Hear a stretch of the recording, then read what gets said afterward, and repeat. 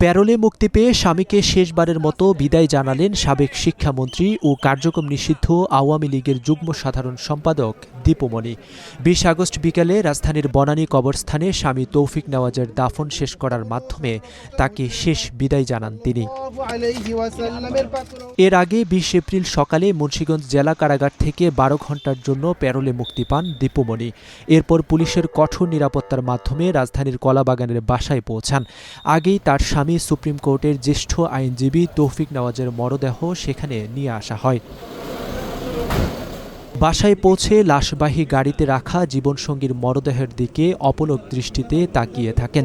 এ সময় সেখানে এক আবেগঘন পরিবেশের সৃষ্টি হয়।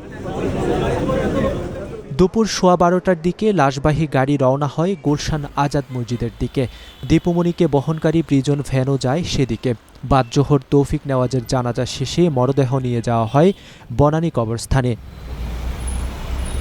বেলা ২:৩০টায় বাবা আমিনুর রহমানের কবরে চিরনিদ্রায় শায়িত হন তৌফিক নেওয়াজ। এ সময় দীপুমণি ও মেয়ে তানি দীপাবলি তার কবরে মাটি ছড়িয়ে দেন। দাফনের পর মোনাজাতে অংশ নেন দীপুমণি সহ উপস্থিত সবাই।